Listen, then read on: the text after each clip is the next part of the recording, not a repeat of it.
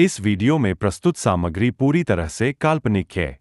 इसमें दर्शाए गए पात्र, घटनाएं और स्थान वास्तविक नहीं है। यह वीडियो केवल मनोरंजन के उद्देश्य से बनाया गया है और किसी भी वास्तविकता से संबंधित नहीं है। कृपया इसे मनोरंजन के रूप में ही लें। छाया, मैं कुछ दिनों के लिए दूसरे शहर जा रहा हूँ। आकाश, कुछ दिन पहले तो हम यहाँ शिफ्ट हुए हैं और तुम फिर ऐसे अकेले छोड़कर काम से जा रहे हो। अरे तो नया शहर है, घूम आया करना, और मैं कॉल करता रहूंगा। ठीक है, मैं रोकूंगी तो रुकोगे थोड़ी। तुम फिर शुरू मत हो छाया, ये मेरा काम है। ठीक है, मैं अपना सामान लगा देती हूँ, बस अपना ख्याल रखना। आकाश अगली सुबह दूसरे शहर के लिए निकल गया। अपना काम खत्म करके जब वो लौटने लगा, अचानक मौसम खराब हो गया और बारिश की वजह से रास्ता बंद हो चुका था। आकाश को मजबूरन फिर से एक दिन वहां रुकना पड़ा। अपनी बोरियत को दूर करने के लिए वो बाजार की ओर निकल आया। पास में ही छोटा बाजार लगा हुआ था। आकाश आधा बाजार घूम चुका था, तभी वहीं उसे एक काफी बुजुर्ग आदमी निराश बैठा दिखा। उसके पास दो छोटी छोटी मूर्ति और एक थोड़ी बड़ी मूर्ति थी, जिस पर काफी अच्छी कारीगरी की हुई थी। बाबा, आप क्यों परेशान हो? कुछ नहीं बाबूजी, बस सुबह से कुछ भी नहीं बिका। अरे बाबा, परेशान ना हो। ये मूर्ति कितने की है? एक काम कीजिए, ये 2000 रुपए है, ये मुझे दे दीजिए। बुजुर्ग ने डरते और झिझकते हुए कहा, लेकिन बेटा, ये मूर्ति शापित है। ये सब बकवास बातें होती हैं बाबा, कोई शाप वाप नहीं होता है। लाओ, ये मूर्ति मुझे दे दो। बुजुर्ग ने कांपते हाथों से उस मूर्ति को आकाश को दे दिया। रात में आकाश होटल के कमरे में गया और फोन पर छाया से बात करने लगा। उसे ठंड सी महसूस होने लगी। फोन रखकर वो सोने के लिए लेट गया। रात गहरी हो चुकी थी, बारिश की वजह से ठंड थी, पर उसे अचानक गर्माहट महसूस होने लगी। उसे अच्छा लग रहा था। उसे महसूस हुआ जैसे कोई उससे चिपक कर लेटा हो। मीठी सी खुशबू, रेशमी बाल, दूसरे जिस्म की गर्मी, मानो छाया ही उसके पास हो। वो लगातार नींद में किसी के स्पर्श को महसूस कर रहा था। अचानक उसे अपने शरीर पर वजन महसूस हुआ। वो अचानक से उठकर बैठ गया। कमरे में बिल्कुल अंधेरा था। उस रूम की लाइट ऑन की तो देखा कमरा खाली था, कोई नहीं था।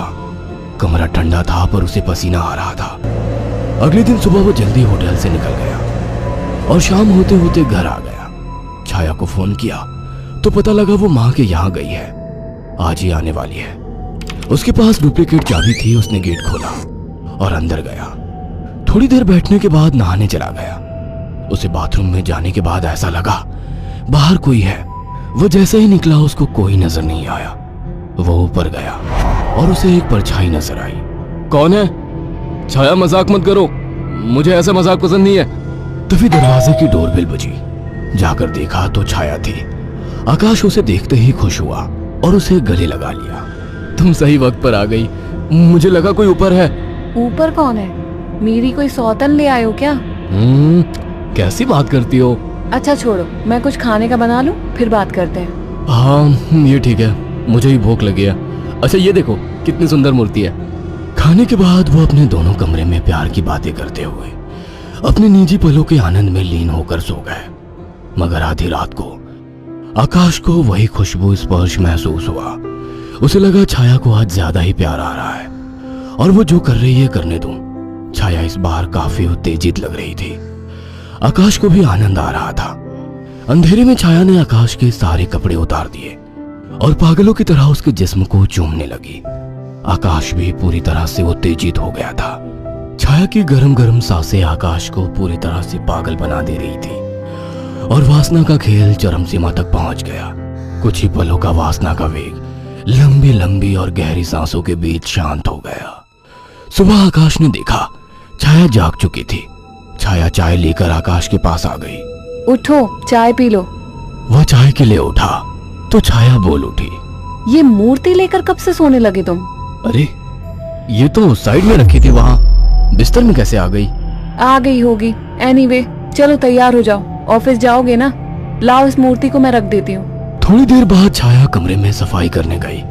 वो काम में बिजी थी, पर उसे लगा जैसे मूर्ति उसे देख रही है। जैसे उसने मूर्ति की तरफ देखा, मूर्ति अपनी जगह जैसी थी वैसे ही रखी थी।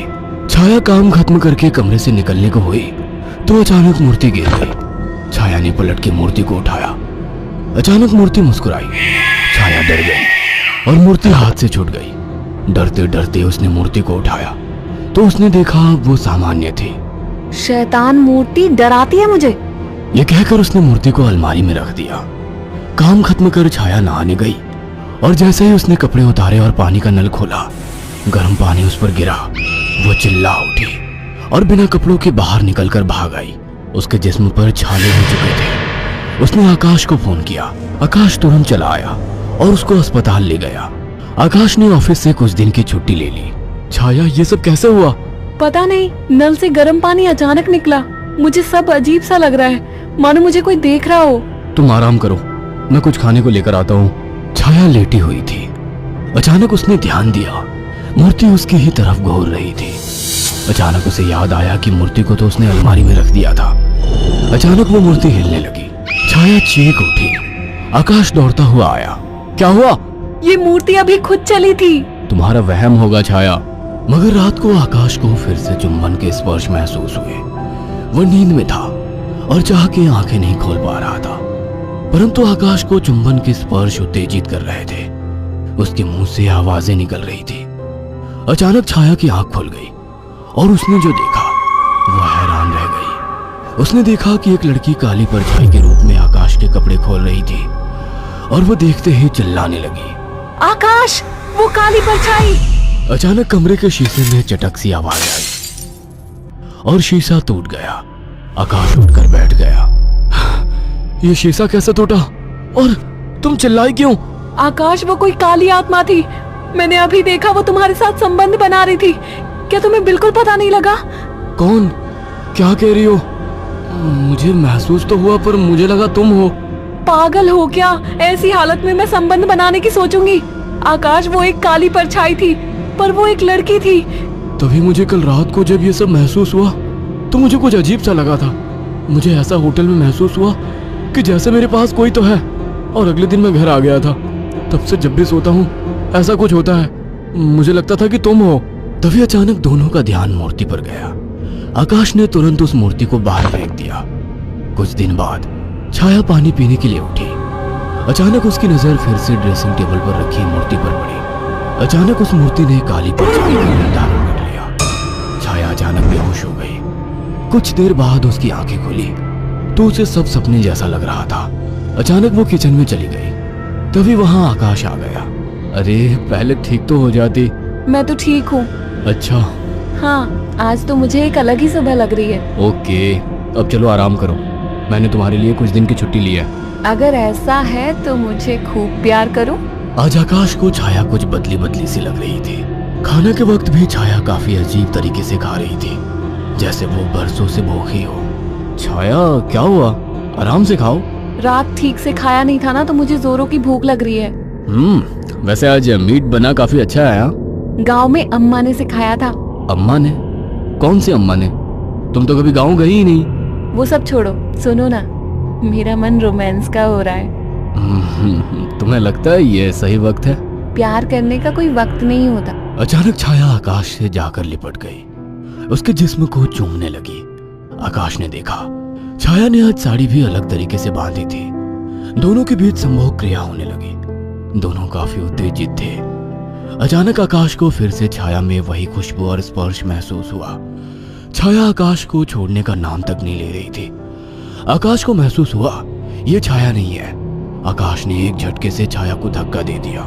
रुक क्यों गए? प्यार करो मुझे, रुक क्यों गए? आवाज में भारीपन था। आकाश की आंखें बंद थी, पर जैसे ही उसने आंखें खोली, जिसमें छाया का था लेकिन चेहरा किसी और का था।